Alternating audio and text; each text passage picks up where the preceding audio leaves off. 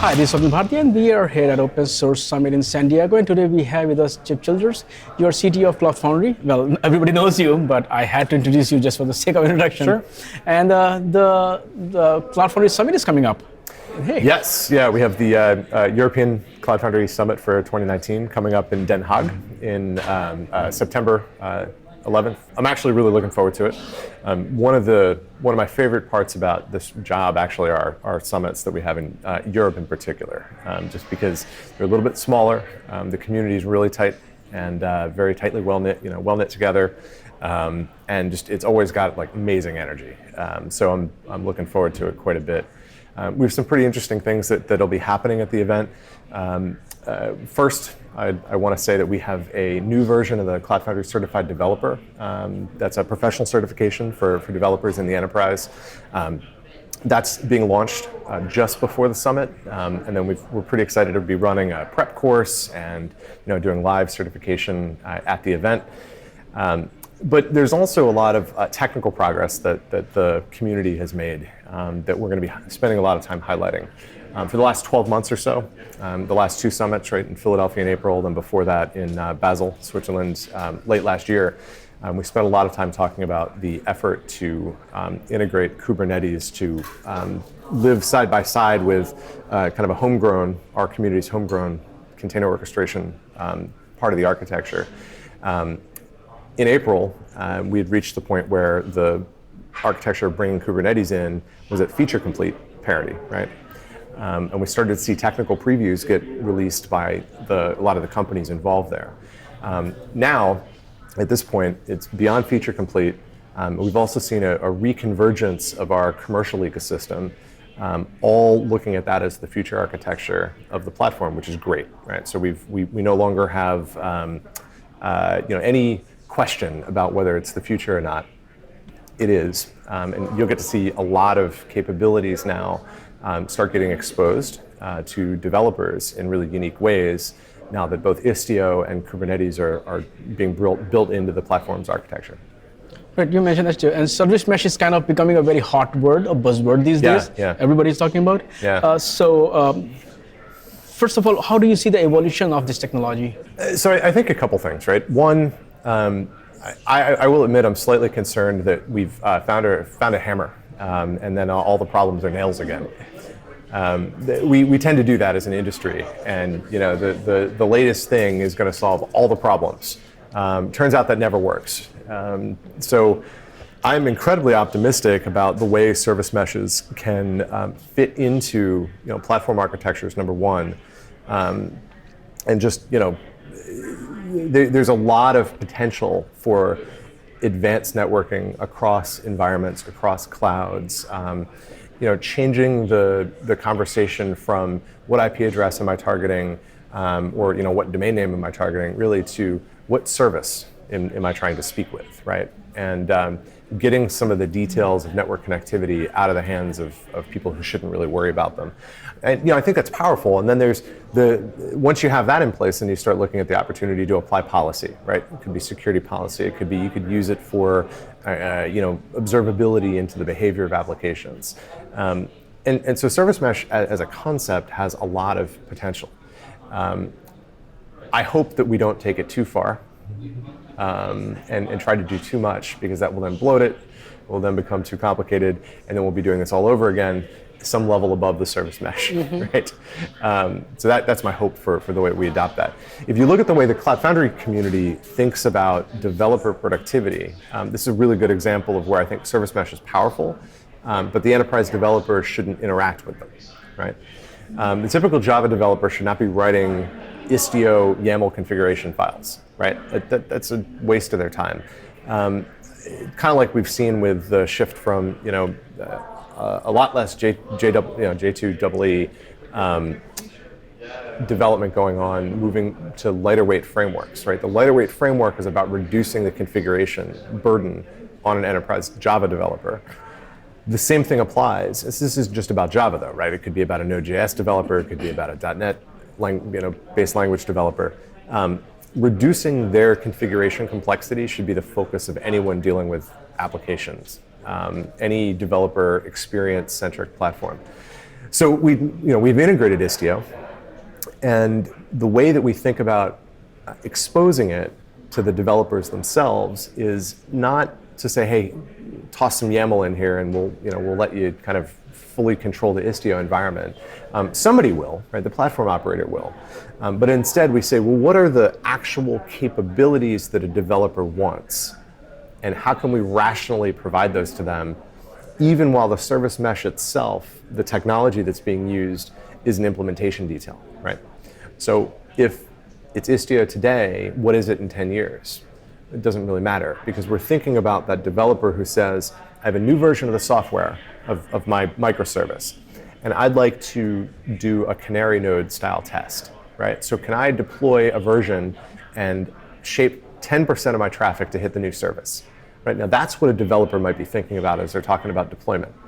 And so we want to find ways to enable that type of capability for the enterprise developer using great open source projects and kind of bringing them together into this rationalized experience. You talked about, the people, when the new technologies come out, there is a hype cycle, Always. But kind of, Cloud Foundry has kind of evaded that.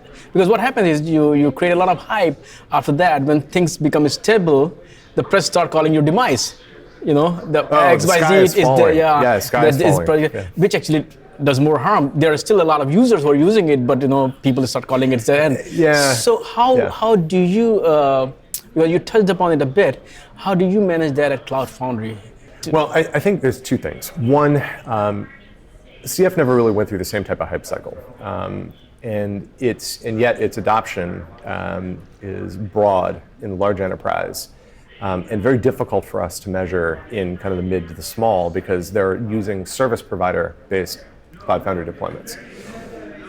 But what we know is that there are hundreds of thousands of developers of business software, of enterprise software, that rely on the CF platform and the developer experience it has. And what our community does is that they take a very measured approach to evolving the architecture. There's too much global commerce that actually relies on it, right? Entire companies' payment processing systems, whole government agencies, they rely on the platform to be stable, but yet keep evolving over time. And so we've gone through a lot of architectural transitions over a brief number of years, since the foundations existed, but Right. A little bit before then, when it was Pivotal and VMware, it's gone through iterations over time.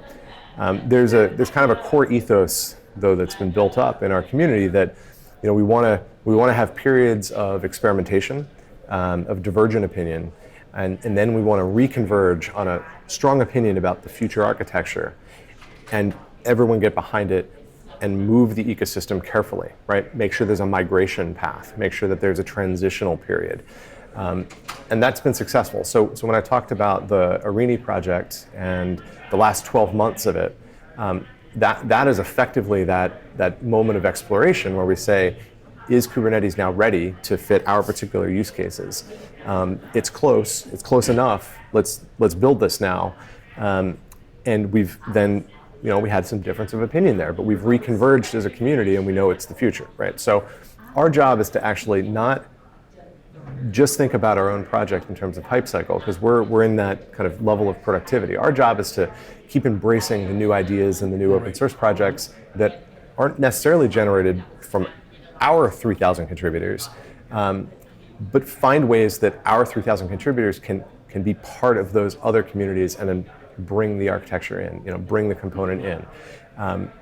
We also like to share, right? So for example, if you look at the Cloud Native Build Pack project that's in the CNCF sandbox, it's a great example of this idea of build packs as part of a platform. Started at Heroku, CF emulated it as an open source version of it. They stayed roughly together for a while, but then the two communities, Heroku as a company and the CF community diverged a bit. They got brought back together, and that's good. The Open Service Broker API spec, now that's implemented in OpenShift and a lot of different Kubernetes platforms. That's an idea that started in the CF platform. So we think it's kind of this bidirectional sharing. And really these communities are, in fact, not completely separate, right? If you look at what companies participate in Kubernetes development? Well, many of those same companies participate in CF application runtime development. So it's all about letting the architecture evolve, being prepared to change the architecture over time, being comfortable with the fact that it's going to change over time. And what I was actually speaking about here at Open Source Summit on the keynote stage was the idea that if we think about the enterprise and supporting them, they're picking an ecosystem or picking a community that's going to take them on a journey together, right? Where we're going to evolve the architecture together. We're going to be future-proofed through our willingness to change constantly, to rethink past ideas. So that's how we approach it. Right. And as a CTO, first of all, what is a typical CTO at a foundation like that? That's a fascinating job, actually, because CTOs are kind of an interesting title, even in a vendor, right? Because it can mean anything. It could be field CTO, which is supporting sales. It could be there's kind of the traditional model where you have a VP of engineering and a CTO. CTO is external and more future-facing. VP engineering makes sure that the stuff gets done. Other times you have CTOs actually running product development. So even in a typical company, product-driven company, it's difficult to really what does the job mean. My job is personally fascinating because it's a combination of finding opportunities for collaboration by spending time with each one of the companies involved. Their R&D teams, talking about where they want to drive the platform, their product, and pointing out where they might have a similar idea with another company, right? So it's creating moments of convergence, creating moments of serendipity, taking serendipity that exists and saying, hey, did you know that XYZ company wants to do the exact same thing and they've started? Why don't you two collaborate? Maybe that could become a community project and you can get some momentum there. So that's really the majority of the time that I spend. The rest of the time, though, is spent talking to the end users, right? Spending time with the Comcast team, spending time with Home Depot, any of these end user companies, because understanding their struggles, understanding their need to adopt new technology, seeing where organizational change management works and doesn't work, and similarly, connecting them with others.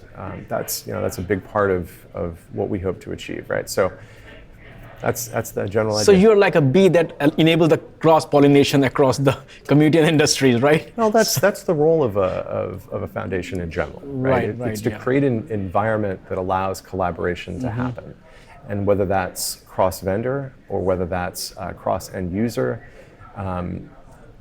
The collaborative nature of things is exactly what drives open source, right? And so our whole job is to make sure that collaboration is being enabled. And sometimes it does take effort to really dig with each one of the constituents and find places where they could collaborate.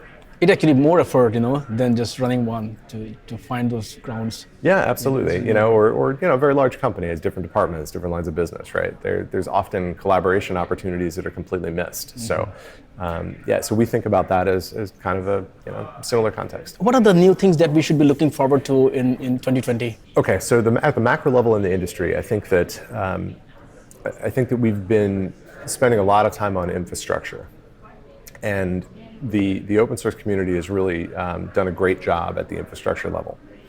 But I think developer experience has been something that needs more focus, right? Like I think we need to evolve more there. If I look at function as a service as an example, there's no open solution to that really has the developer experience component, right? Knative is really interesting. But Knative was 3, now it's 2 of the building blocks that you need for creating serverless platforms. But it is, in and of itself, doesn't deal with that kind of last mile for the developer, right? It's not focused on that. It's meant to be used by companies to create their own developer experience on top of it. And so what we have a very fragmented function as a service world right now. And I think that next year we might see that interest in the collaboration necessary to have an open option. Awesome, Chip. Thanks for talking to me today, and I look forward to seeing you again at the Cloud Foundry Summit. Yeah, that'll be great. Thank you.